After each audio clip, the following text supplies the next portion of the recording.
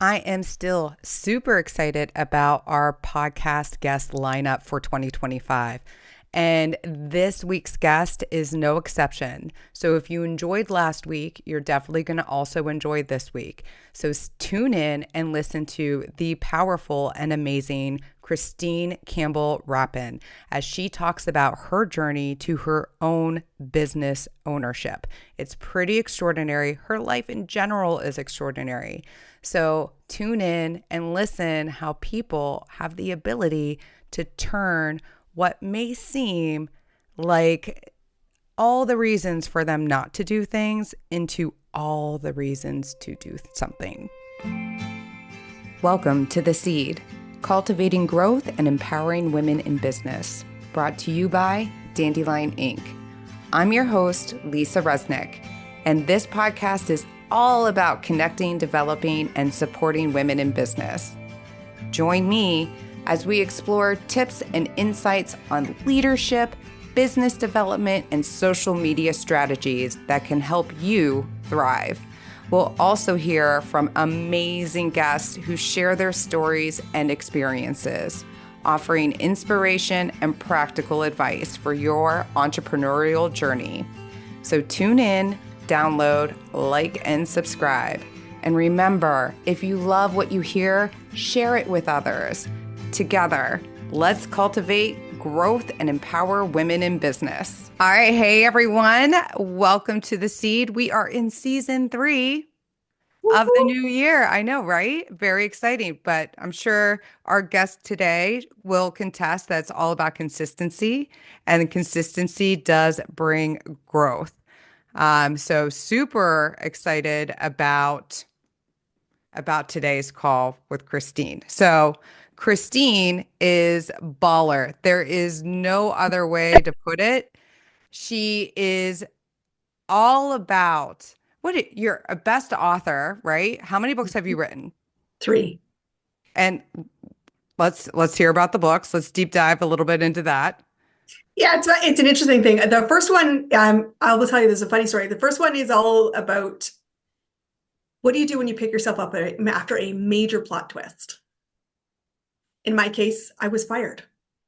And really unexpectedly did not see it coming. And it put me into both a spin and a change in directory. And the 10 questions I ask myself that is shared in that are the 10 questions every new client must answer before our second call. Oh, I love that. So there's So what happens if they don't answer all 10 questions? we're not in the right space. And I'd be like, let's talk about what's your vision, because the vision piece is who are you when you're not defined by your income, and who are you when you're not defined by your job title? Because I need to understand what it's going to feel like oxygen to you. Yep. Because when we first start working together, I am tasked with holding your vision. Yes. So I need to know what it is, because I said, you're going to wobble, you're scared. I said, I'm going to help you build the business. That's a given. That's what I do. But in the early days, I need to know what your vision is. So the first piece of the puzzle, and the most remarkable thing I will say about it, most people miss the exercise entirely, and they don't dream big Oh enough. my gosh. So that's the first piece of the puzzle. The second one is really about, truthfully, how do you grow a business? And I'm constantly perplexed that people do not know how to do this. And I just, truthfully, because I spent all of my life in business and I've equipped myself in business, I have great admiration for people that say, I'm going to go build a business, but then I'm gobsmacked when they don't build the business skills. Because I'm like, you got to have the business skills to build a business that works. So that's actually where I ended up creating a whole business. But I didn't know that was needed. So the second book is all about much of what I teach foundationally in all of my programming. And then the third one is about how to find your next buyer and create revenue through podcasting as a guest. Girl, because tell me about it. That's it. I literally have my own digital course on how to, like, easy peasy, like, it takes it, like, go through this for 1 hour and then implement. Yes, because so many people waste time. Our goal is client growth. I mean, Yes. This is the most baller statement I'll make. Clients and money are the key to this people. Let's not avoid the elephant in the room. And if you don't know how to, use your time effectively to find clients, this is the number one thing we must solve in this year, because Yes. without it, you are constantly on a merry-go-round and a roller coaster. You create, and you don't have to. So let's get you off it so that you're using your time effectively, because the story is, for my business journey of entrepreneurship, I started my first business working 1 hour a day. I did not get out of bed on a Wednesday to start a business. By Friday, I could hear the excuses. I was irritated with myself and thought, take your own advice, bet on yourself. And it was working a business 1 hour a day that led to a lot of conversations around coffee or a glass of Mm-hmm. wine, depending how you know me. And they'd be like, how are you building a business 1 hour a day? Well, you still have a very big job. I was running half of the country. And in a corporate job, I was getting engaged. So I was engaged to be married. So I was planning a wedding. I was becoming a Mm-hmm. bonus mom to 2 teenage kids and a dog and building a house. And I was able to build a business. And I'm like, I'm not a unicorn. I just know how the game is played. And people go, tell me the game. Sure, I'll tell you the game. And then inevitably time would pass and they'd come back and they go, I can't apply the game to myself. I'm stuck in the learning and not in the earning. I'm like, it's really exhausting you. It's exhausting Yes. me watching you do the hokey pokey. How about we fix that? And eventually it led to people saying, I will pay you.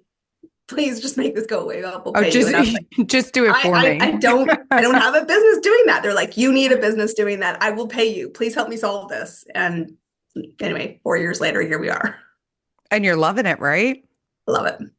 It is an absolute privilege, and it is so incredibly humbling to be asked to, one, hold somebody's vision, to bear witness to the vision, to sit there while they whisper, this is what I really want. And the breakthrough between this is what I want, wow, I'm really doing it, wow, look how far I've come, is like a sizzle Do you that find it never gets so old. relatable because you've been able to manage and get over that hump? And you're helping out these other entrepreneurs, these other small businesses, large businesses, because you've had great successes in the past On four both years. sides. I mean, you had great successes Mhm. for quite It a while. is. I And mean, they're let's not all face. success stories, I will tell Oh, you. I heck no. Heck no. There's a lot of knives in my back. I will tell you the one thing about myself is I am 100% prepared to stand on a grenade. And I'm 100% prepared to blow myself up. Actually, before we even get into the question I was going to ask, so everybody's going to have to wait for that later. Let's like go back to the Christine, back to the point of what started you off in the corporate world and being the powerhouse that you were in that dream that you had for yourself before the dream shifted directions to where you are now, and which is also beautiful because that is living proof that you can have more than one dream, and dreams can shift and change, and we pivot based upon what we're hearing, what we're feeling, and what we're needing. So we'll start from there. Sure. The number one hallmark of what I would hire for and what defines me is curiosity. And I give full credit to my parents. I have a unique kind of life story. I've lived in 5 countries, 30 cities, some of them more than once. And a lot of people Why? think I How? am either in the witness protection program or I'm a military brat. And the answer is no to both, although I signed the Official Secrets Act when I lived in the UK. And now you're thinking, damn it, she's a spy. Can't tell you. But we moved because my dad's career was successful and he was brought into new places to go solve problems. And that was my learning, was everything's a solvable problem. And truthfully, the reason I'm successful today is because I believe that there's nothing we can't solve. None of us start with all the information. None of us have all the best decisions all the time. But I believe if I stand on a grenade and I blow myself up, I can put myself into a new way True. from what I learned. And True. I'm not still sending thank you cards for everybody that I detonated or got detonated by, but truthfully, No, no, you don't do no, no, still not. Still probably have some work to do on the healing side. But the truth that. was curiosity, because and when I was young, my parents instilled this sense of curiosity, which was when we were in a new town or a new city, and it was like, you're going to play this sport, or you're going to join this piece of art, or Yes. something different. And it was always something new. And I had to figure it out and Yes. find friends and be in community. And so I'm an introvert that's learned to be an extrovert because I had to. I wanted friends by recess. And Yes. the biggest fear was always, we don't know how to make friends with strangers. And truthfully, your business is built on strangers. You've got to solve this, my peeps. I So mean, curiosity is the one thing I can't teach you. I just love the fact because this is one of those situations of where you could have sunk with Mhm. all the moves. You could have become more introverted, especially if that's inherently something you want to cling on to. And you could have stayed in your little bubble, in your little family unit, instead of getting out there and exploring new territories, exploring the nuances of where you were during that time and developing those relationships. I mean, I And I think that, wanted to. yeah, I think that's amazing. I I really still do. want to. Truthfully, this has not changed. I still So, want to. so real quick, how long have you been in your home now? So it's funny story. This current home is the longest home I've lived in my whole life. It is now 6 years. Okay. Coming on 7. And for the first time a couple of years ago, I had to like have the whole conversation of a mortgage renewal. I'm like, I have never lived in a house long enough that I've gone through that. That's nuts. So I was like, the answer to this is we have to like get rid of the mortgage because I don't want to do this more than once. So that's what we did. The answer was like, let's all figure out how we pay off the mortgage. And that was the problem to solve and we solved it. And I was like, I would Yep. never need to do that again. But I will hire always. And I always use that barometer of curiosity because if you're curious, you're trying to find a pattern.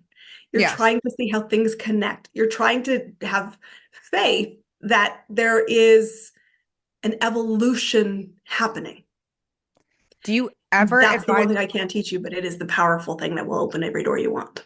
do you ever advise your clients to get out there and explore and say, listen, you might not have to move to 30 different cities, but go visit. Try to at least schedule in your calendar year 3 new cities to visit, or once a quarter go visit a city to and put yourself out there, meet new people.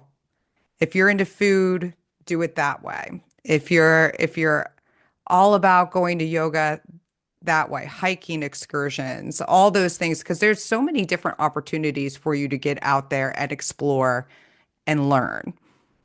You have to. I don't Yeah. make it optional, truthfully. I don't care which way you do it. And that's why we always start with the vision piece, because I Hmm. said, you have to decide it is worth it. And your version of what is worth it to you will be different than everybody else's. But it is the thing where I tell people, I mean, if you come to the table, be curious, I can build you a business. Like I have certainty around that.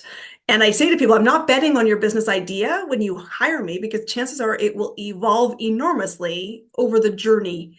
And we must be curious to what feels right. What do we want to do? But I said, let's be clear. There's going to be things you do not like. I will hold you to that by saying it doesn't matter whether you like it or not. What matters is on the other side, it is worth it. And that means I'm going to challenge you. Yes, you asked me, you hired me to be accountable to. And I'm just saying, you told me this was the vision. So Hmm. don't judge me when I'm I saying agree. that I means you must agree. make a phone call. And everyone's like, I don't want to make any sales. I'm like, I'm sorry, but you can't pay my bill if you don't make any sales. So let's figure this out. And I will sit on calls with people and I will hold them at the speed at which you want to travel, but you are still traveling. And Yep. I think if curiosity is really what's been the kind of the through line, it is this idea that curiosity is about moving. And everything I focus on as a business mentor is about movement. You control your speed. But I'm going to ensure to you that the only thing that should be clear is quitting is not on the table. True. And so you can choose your speed. If you're prepared to quit every 3 seconds because life is hard, you're not a client for me. And So, I will probably irritate you. I will never forget. I had a meeting with two business owners, and this was when Dandelion-Inc. was solely focused on helping people with marketing and visibility on social media. Singular platform. There are many facets of marketing, which I think people need to realize. It's not just Facebook and it's not just Instagram. There are it's there's a magnitude and so many different layers when it comes to it. So Mhm. they came to visit me, and you can see in one of the partners' eyes, she was done. the the heartbreaking, the painstaking, the dip that they were getting from the high that they were at. And even though they climbed back out of that high, that impact of that low was something very difficult for her to overcome. And you feel like you're like the wedding planner. And whatever song they pick for their first dance, you can gauge how much longer they're going to be in business. And you were able to gauge. I was like, Mhm. she just needs to buck up and tell the person next to her, because that's the one that matters the most, that she's on her way out. Yeah, and there's a level of honesty. I mean, this is something I will tell everyone and take this with great heart. You are the spark to your dream. Mm-hmm. Everybody else around you, whether it is you, Lisa, or me, or someone else that is in your peer level of influence, Yep. are fuel sources. It is not up to anybody else to carry that spark. And so there are times a lot of people will come into my world, both with great hope and aspiration and no business skills. And there's an element of, I'm on my last kick at this. And the other end of the spectrum, which Mm-hmm. is, I can't live another year, or I can't continue to fall short of the potential, what I believe is possible. And so I need help. And there's a level of truth, which is, before I make any offer, I ask that question. Tell me why this is non negotiable. Tell me why you are committing to this path, because I'm not here to drag you. Nope. That's not my job. My job is to support, and my job, yes, is to encourage, and yes, to spur on and to make some things easier to get started. Yes. And so, yes, you can ask my opinion. I will always have one. But at the end of the day, it's your decision that moves you forward. And the first decision, which is, I may take my lumps today, but I'm not quitting the field.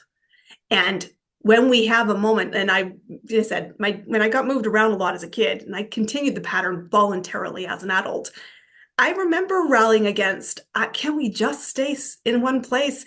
Do I have to go find a new sport team to join, a new thing to go do? And I would rally against the expectation that I could just figure it out, because it felt so unfair and hard and mean-spirited, and my parents were ruining my life.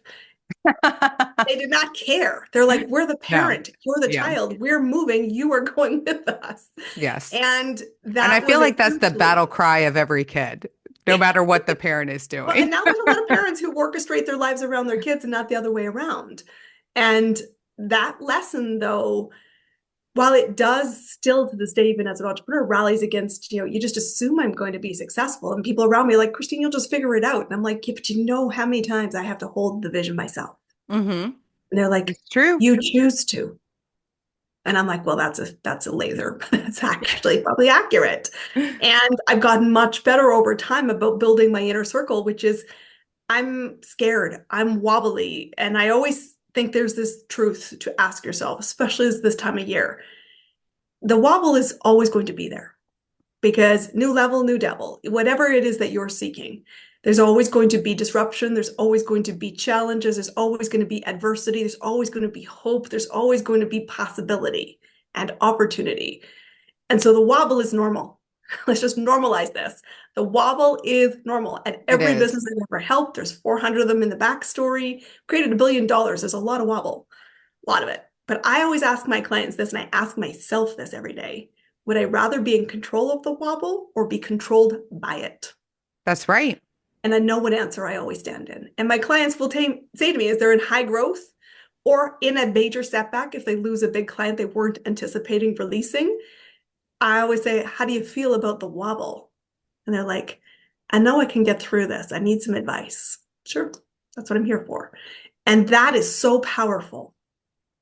And that's a choice that you make, to step into curiosity, to step into the solution finding mindset, and a real dogmatic, I'll take my lumps, but I will be back here tomorrow. Because in those days that were very tough, as I was a young kid moving around a lot, I had to get up the next day and say, well, there's no other choice. I have to face this head on. That I, didn't mean I I wasn't love, nervous. I I love just that had you to. say that there was no other choice, but you know that there was another choice. You just internally had no other choice for yourself and you pushed yourself to be able to go out there Yeah. and still redo it and solve the But problems, use the my parents, I curiosity. did not think I had another choice, truthfully. And now there's a level of, who you surround yourself, which says, get over yourself. Yeah.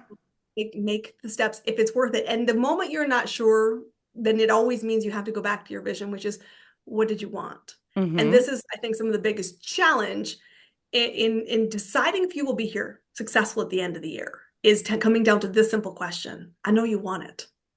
It's not enough. My question will be definitively breaking everybody into two camps. If you want it, that's the easy part. Get clear on why you want it. Because if you're clear, it is worth it, then my question to you is, will you do what is required to get what you want? It's true. Because there's no other way to pay the game. I had to, if I wanted a friend in a new town, I had to go to class. I had to go show up. I had to also initiate in ways I never wanted to because I'm an introvert. And I know now I have to get visible because my next client is searching for them and they're more scared than I am, which might terrify you, but your next client is more terrified than you are, and you have to be braver. And I can be brave for small moments. I have rituals, I have pep talks, I have ways I have learned to navigate this, but So I still go, suck it up, buttercup, if you So want it. we are going to go back to that initial question that I was going to ask Sure. before. And because again, it's popping its head into my mind. It's there again, and I'm not going to bypass it twice. But so you're talking about like the want and the why, um, getting out there and pushing yourself. Now, with your clients, do you find it difficult, especially if they're women, to get down to the nitty and gritty and say what seems to be for them a selfish thing to say of their why? Because a lot of times women owners want to say, the why is simply just to help those around me. The why is simply to provide this product that I know that could be the greatest thing in the world to them. Best skin, let's say, whatever it may be. Never a wrinkle. Like, what, but that component of, well, there's the wealth component and what all that wealth could also do for all the other things that I want to do. Do you find that difficult that people are a little bit less apprehensive versus if I sit in a circle with men and you ask them their why, they're like, money. Well, and I will say it is money for women too.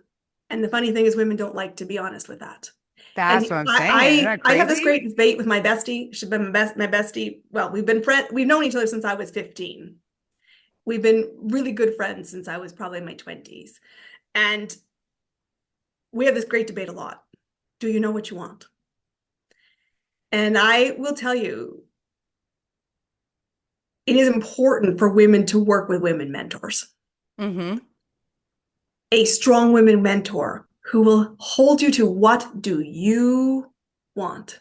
Yes. Because the thing that we get caught into more than men is we say an answer that is socially acceptable, which derails us out of the gate. I'm doing this for my children is the number one Mm-hmm. BS excuse you've got going on, sweetheart. Number two, I'm doing this to retire my husband. Number two. Number three, I'm doing this to save the world, the planet, whatever. Let's just be clear. If it wanted to be saved, it would have been saved. We are a billion people, 8+. If we wanted to be saved, we would have been saved. Okay, like, come on, like we are smart, capable human beings on this planet.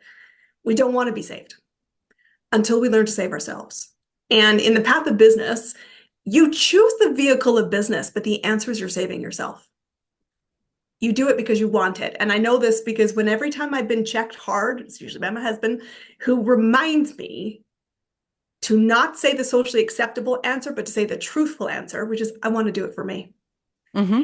And the day I chose to start my business, said on Wednesday, I didn't get out of bed, start a business. And by Friday, I had been invited by somebody who I had not spoken to in 10 years, who reached out to me on LinkedIn, who said, when I was a 30-ish-year-old woman, I left an impression I wanted to be an entrepreneur. Okay, did not think at 30 that was on my radar, but she's like, that's the legacy I remember you by. Fascinating. Haven't talked to this woman. We were not socially friends. We never had a cocktail outside of a work environment. We never were personally connected in that way. She changed my life when she reached out on LinkedIn and said, "You want to talk about something? I've got an idea." I'm like, "Well, I'm curious." I'm So I here. was curious, but I could hear when I could hear it was an excuse about money. It was an excuse about time. It was an excuse about this wasn't going to be acceptable by everyone else around me. And I thought, I need to bet on myself. I'll do this because I want to. And I said yes in a heartbeat. I went down to the kitchen, and my fiance at the time was making coffee. And I very casually, probably too casually in hindsight, said, by the way, babe, I've just started a business. He's like, "You did what?"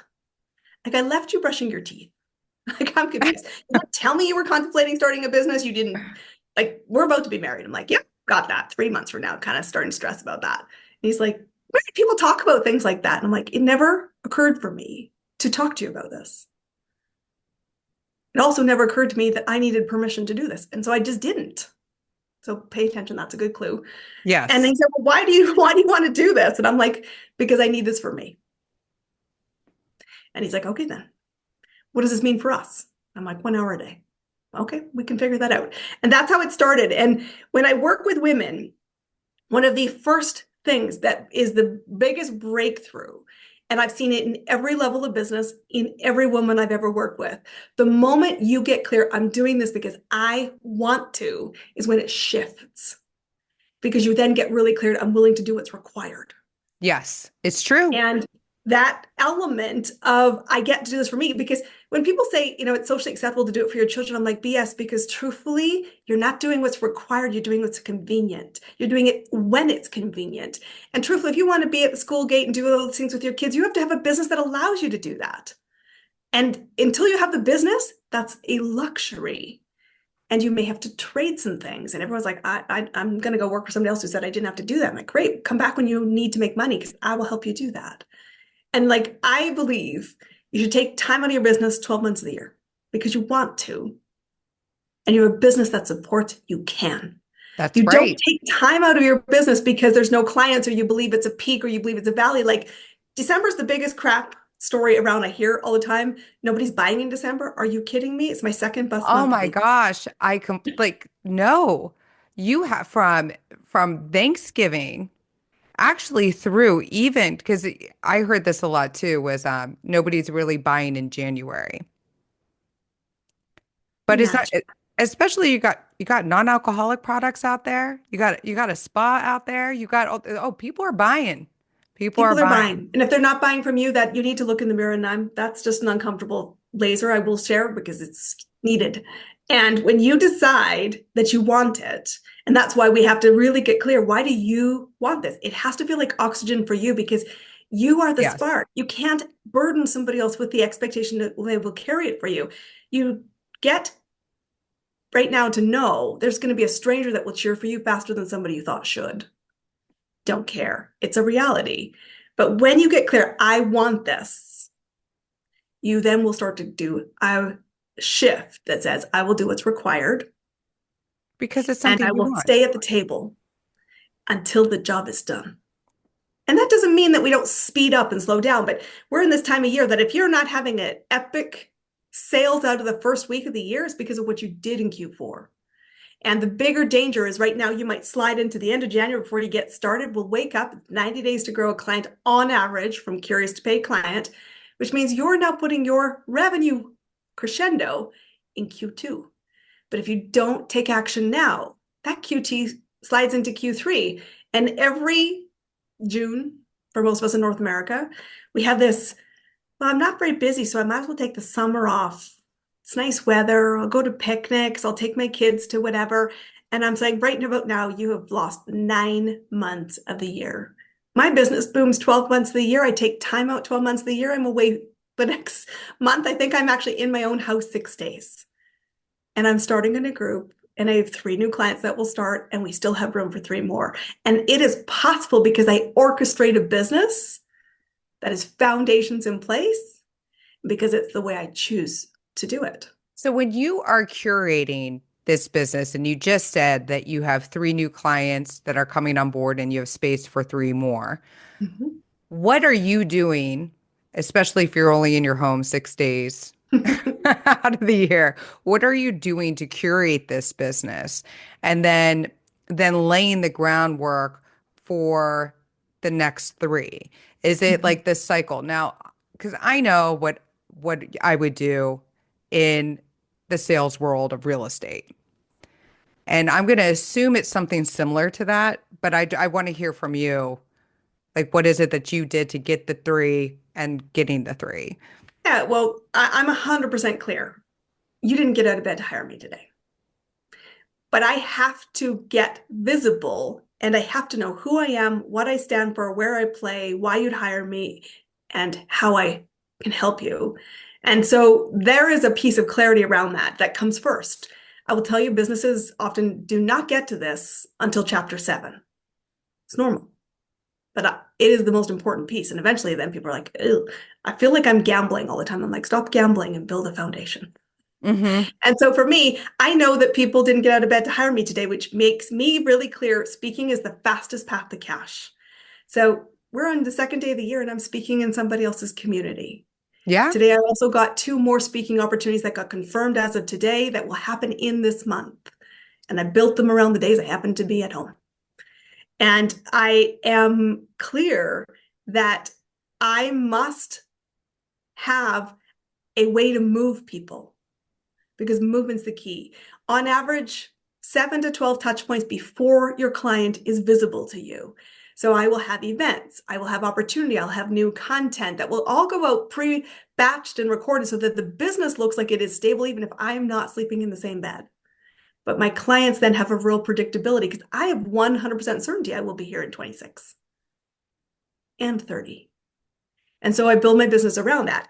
And then I have a very clear discipline in my sales process, which is anybody who's reached out to connect in some format, whether it's at an event or at some other room I've been in, something, my first conversation is a conversation in the morning.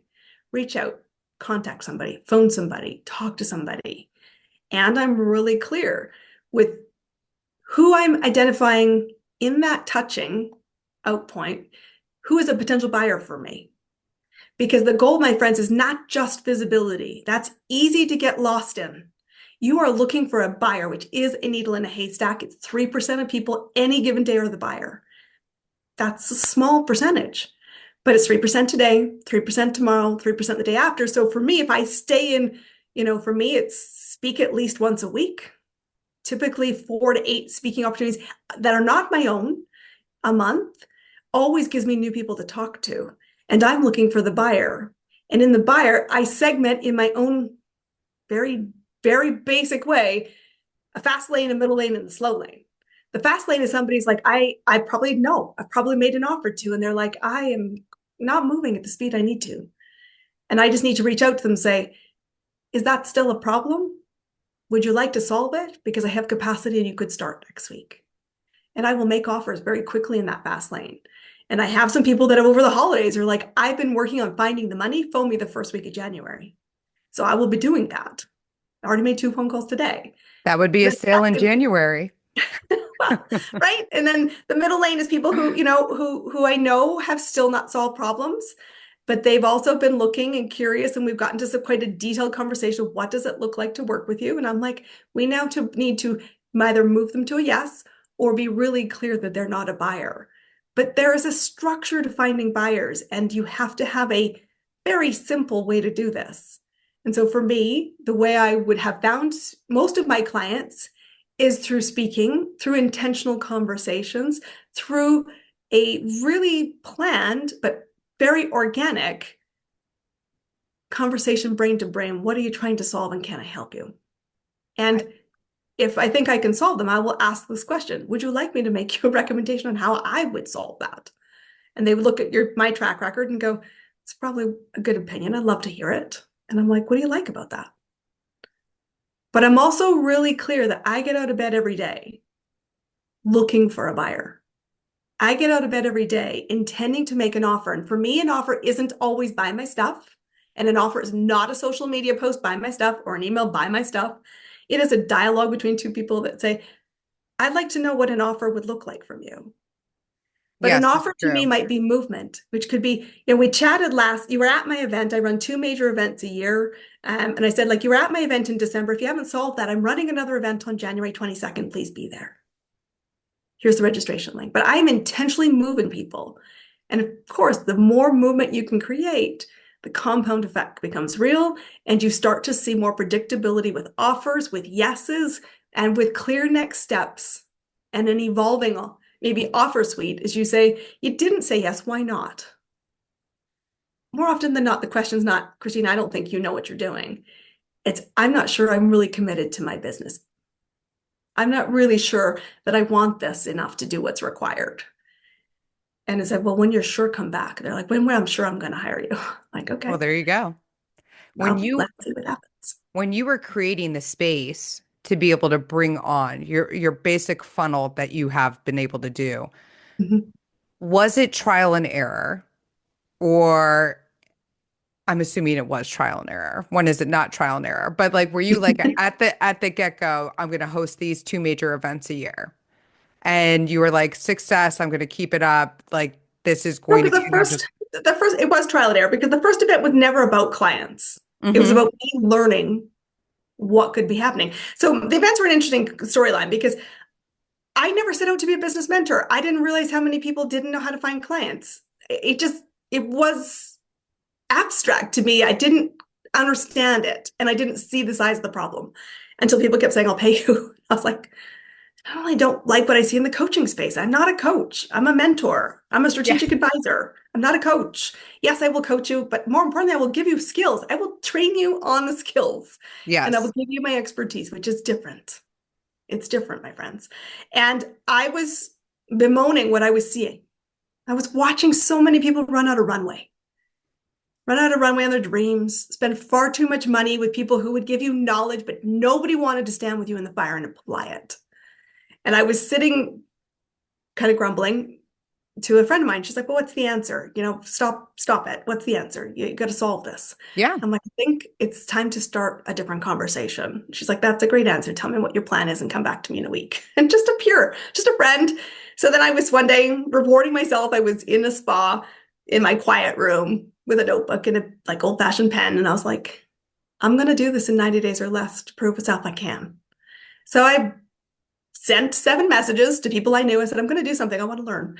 I'm going to host an event, change the conversation. Will you have my back? And everyone came back, send me the date. I'll be there. And I never made an offer. I didn't, that was too complex. I just had an event where I could change the dialogue.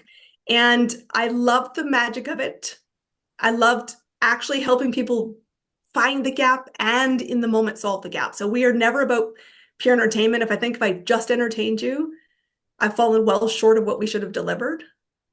And so that then led to future things. And as the events have evolved, now, like, I never make an offer at the event. I mean, the only offer is spend more time with me, get into the VIP room. I'm going to run a hot seat program and a mastermind, be in that room. But it's $100. There's no big dollars involved. But I will only make a big offer when you and I know each other well enough that it makes sense. And so these events have crescendoed, and I really want, first off, you could take any of my events and run and build $1 million business with them. Because everybody that I bring in to speak at the platform has a very effective tactic or way that they deliver something that if you repeated the formula, and I mean the foundational element, not the words, not the exact sequence, but you take the bare bones of it and repeat it and apply it and construct it to your business, you will create money out of it. And so, because that's what I want as the standard, I said, if people come into the space, you will have a very different experience about what is happening in the world of business, because we also address the elephant in the room, which is why you're struggling. We will constantly ask you, why do you want this? Will you do what's required? If what you do is required, I'm going to say, hire Lisa when you're at this stage, because she's going to be the best person at that stage. And when you're needing more than the tactic, you should be looking at my services, because I will integrate the strategy with the tactic. And that's how you build faster momentum, repeatable success. You keep more profit as a result, but you need both the skills and the tactic.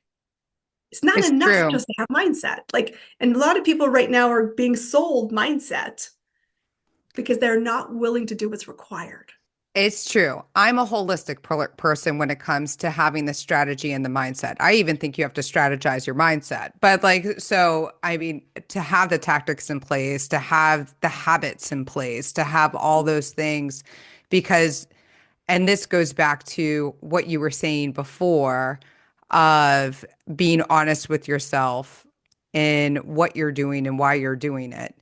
And if your mindset's off and you are saying I'm doing this so my husband could retire one day, or I'm doing this for a new pair of Jimmy Choos, whatever it may be, then you're not really fully grasping your want, your why, your what, your how, your anything. And I firmly believe that there is all of us should be dreamers, all of And we need us. to dream more. Like, I And think the biggest challenge we've got is But you also have to be complacency. doers. You have to Well, be a doer complacency is at the the problem, right? you It's have to be the complacency and doer mediocrity. at the same time as the Yeah. dreamer. Because if Well, you and and and this is true. And I actually had this conversation with my friends the other day because they were like, don't say to Lisa, you have an idea unless you you want to actually implement that idea. yeah. Well, what two birds of a feather, right? And I said to my bestie since I was, I probably said it the first time when I was 18, and I said, "What do you want?" And the interesting thing is there's the private dream and then there's the public dream, and I think that's Hmm. part of the challenge. Yes. And I remember, we'll tell the story of my bestie because I think it's very illuminating for women. When she was very young, she's like, I want to be a lawyer. And but she liked law because she liked the stage. She wanted to be in the courtroom. Like, I want the theater legitimized. Like, that was always what interested her. And she didn't get into school initially. She's like, she wanted to go to the school in her hometown, which had a very good law program, but she didn't get in. So she had to decide, does she really want this? And she's like, enough at the point, she's like, I do want this. I'm willing to go away to school, get the grades, and then transfer back. And as she started her career, she had to get really clear. What does she want? Does she want the big paycheck, or does she want the big perks? Because you could have a private defender or you could be a public defender, and both had Hmm. different packages of support. Like, what do you want? And as her career progressed and she applied for different jobs, she's like, I want to do the following things. It had to be driven by her want. And then the day I got married, I was overhearing this conversation with my mom that she said, like, I decided I want to be a judge. And she said that to me many years ago. And I was like, well, that's a big want. She's like, I can't tell my law friends I want to be a judge because they're like, it's a fantasy. She's like, that's what I want. I'm like, well, in order to get what you want, you have to put your hand in the arena. Hmm. And she's like, so I overheard this conversation because I had said that to her, and she said to my mom, I did put my hand in the arena. And Christine said I needed to put my hand in the arena. And I got an interview. And I'm like, I'm sorry, wait. You're having a random conversation with my mom about deciding that you did put your hand in the arena, which you didn't tell me. Like, seriously, why not, bestie? I need to be celebrating that. She's like, well, now I've got this interview and it's your big wedding day. And I'm like, I'm still getting married, whether you tell me or not, but why didn't you tell me? Like, let's talk about you. Like, talk Yes. about this. And the way our system works, you go for the interview, but you never know if you're on the list. But your list, or your name is either on it or not on it for 5 years. You don't know. And then the anniversary of that 5 years came up, and she's like, I don't know if I want to put my name back in the ring. And I'm like, do you want it? You're in a vastly different place in your life. You're in a vastly different place as a woman in what you would bring to this change of so many people's lives. Do you want that? She's like, you always ask me the hard questions. I'm like, it's a very simple one. And she put her name back in, and And she got the call. oh, And hey. and now she is sitting on the bench. But this comes back to, what do you want? And I have so many, particularly women, who say, like, that's my public dream that's acceptable for someone else. And I'm like, but what do you want? Because here's the truth. You can never have a want that is not achievable. You are not expected to achieve it on your own ever, although people need other people to survive. It's true. Hunters hunted, gatherers gathered. We needed both. So pay attention, because there are people that show up in your ears, in your visuals, in your social media feed that are there for a purpose. And sometimes it is because they're inviting you to move. Sometimes they'll hold your hand, and sometimes they're a spark or they add oxygen. Pay attention, because truthfully, I did think I would start a business. I kept thinking if I just knew what I wanted to, it would do it. But I was very comfortable in a very successful corporate career until I was unexpectedly fired. And I did go back to corporate. I didn't start right away entrepreneurship. But here's the thing that made me decide was shortly after I was fired, one of my team members who worked for me phoned me and said, your role was not replaced. And the role is vacant. And I want it. Will you help me get it? And I'm like, I am hardly breathing. My life was turned upside down. And you want me to help you?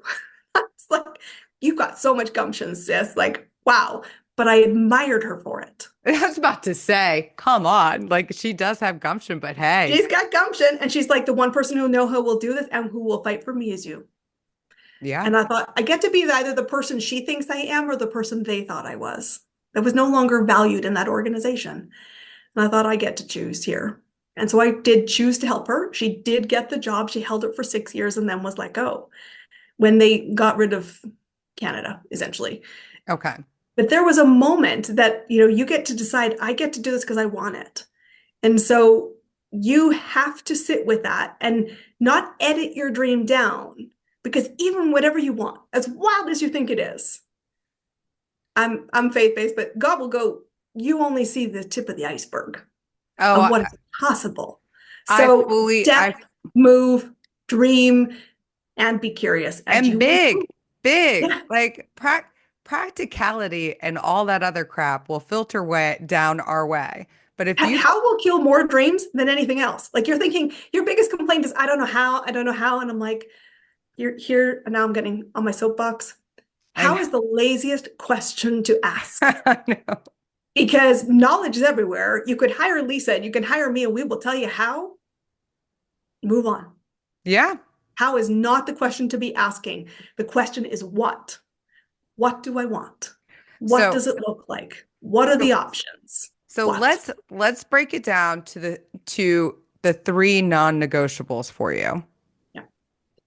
So I will tell you there's actually 5 foundations every business on the planet is built on. The first 3 are the most important, because without the first 3, 4 and 5 are more theoretical until they're lived by achieving 1, 2, and 3. The first one is you've got to get clear on who your next buyer is. Okay, this is what so many people miss. They get thinking about their current client, they get thinking about their past client, they get thinking about their peers, and they look to the competitor set. That is the wasted energy that's not going to help you find a client, because that is a room of enlightenment. And your next client isn't in the room of enlightenment yet. They're in the dark. They don't know what to ask. They don't know the same language, and you're freaking them out and intimidating them.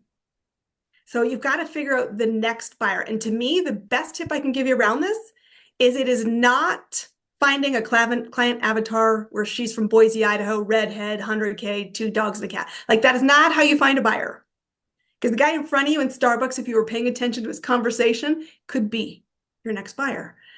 But to find a next buyer, you're talking about a decision moment. What? Hello, theme here. What is going on? What do they want? What do they desire? What is the problem? Why they don't have it? What have they tried? What? That's the decision-making moment. If you can spot it, see it, intersect it, everything becomes possible. That's the first non-negotiable. Second one is you need to move. And ideally, move somebody from I'm curious to a paid client. And that is a lot more steps than you're taking it to be, because they're distracted, they're inconsistent, they're nervous, and there's no linear path, but there is a path you have to build. And I will give you one best piece of advice: slow it down. Simplify it, because you're trying to sell transformation, purpose, or a unicorn. And it's not that I don't want that. I'm not searching for that. I'm searching for my next step on a rocky landscape. So help me find sure footing. But that's strategy, because all the tactics work. The tactic, if it's not working for you, is likely because you don't have it connected to strategy. Because if you think that SEO isn't working for you, but it will test me it works for somebody else, speaking works for them, it doesn't work for you. It's not the tactic that's at fault. It's It's a the life. strategy. 100%. That's number two. And then the third piece is the importance of having an offer and looking at the offer from two sides of the same coin. You need both sides of the coin at the table. Number one is you need to know the next buyer, what will they value about it, and why for them is it non-negotiable, in order to see a buyer for today. And that's the goal, my friends, not a buyer for today, not a buyer someday. Otherwise, you're stuck in the slow lane and you'll go broke. But you need to understand their perspective, and we don't spend enough time in the buyer's perspective.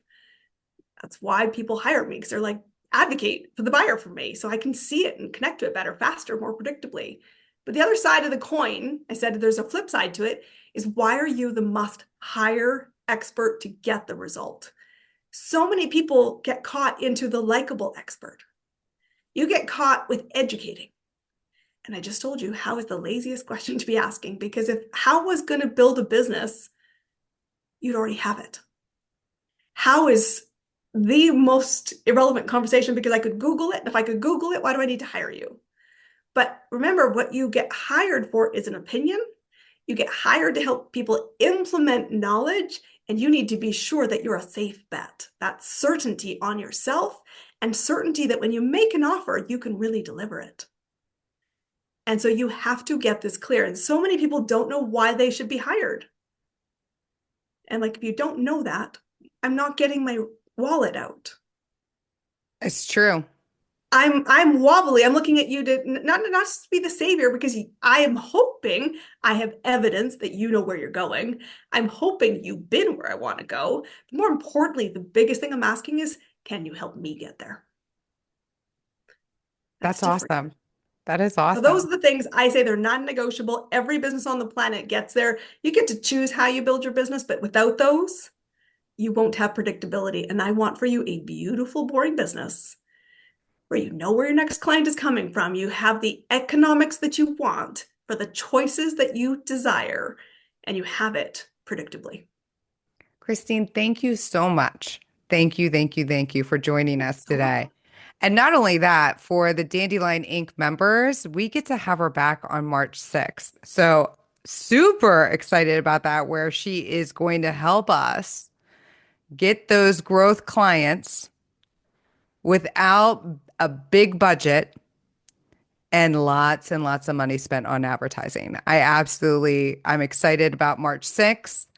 So, I mean, again, just like Christina stated, like you don't just grow your business in Q4 for it to be implemented in Q1 and that's it. No, it's a constant. It's constant. You do this in real estate sales, you know this, you have your client base that you're working on while you're curating new clients. I forget what you stated, how you categorize people. I used to categorize people as new, nurture, and active. yeah, and I would say And slow, like, middle, and fast. Similar yeah. idea. And the thing that's important, my friends, especially now, because I was at a networking meeting this morning and I was gobsmacked by, I'm always there. I'm always gobsmacked by something. But this was the comment. I'm like, I'm in a room that is networking, which means most of us have a desire for more clients. Mm-hmm. Clients are not in the room, peeps, just in case you didn't know that. You don't network to find the client in the room. But one of the guys I met with, he said, I'm comfortable with my current business. I'm like, then why are you here? It's like, because it's good enough. I'm at the stage where my business is good enough. I'm like, okay, so you're at a mature business stage, but you might need to support other people who are not at the same level in their age, economics, and desirability. You better be telling people you're for hire. And you better be clear how many people you have room for. Because if you're not saying, I'm in business and available, I said, I've got room for 3 clients. I know exactly what we're looking for. People don't know you're in business. It's true. That's dangerous. It's true. I love it. Thanks So for having me. how can everybody reach out to you if we don't see them on March 6th? Let them like how can they get a hold of you when they're like, listen, we need your baller attitude, like we need to be whipped into shape, all the things if they want to purchase one of your 3 books or all 3 of your books, which are international bestsellers, like how can they go about doing this? I want to tell you how simple this is. My name, because guys, there's a theme. I'm a straight shooter. My name is Christine Campbell-Rapin. That's R-A-P-I-N. You can find me at christinecampbellrapin.com. Choose your adventure once you get there. That's right. And which Simple. the site will also be listed in the show notes. So love it. Thank Love it. you. You're welcome.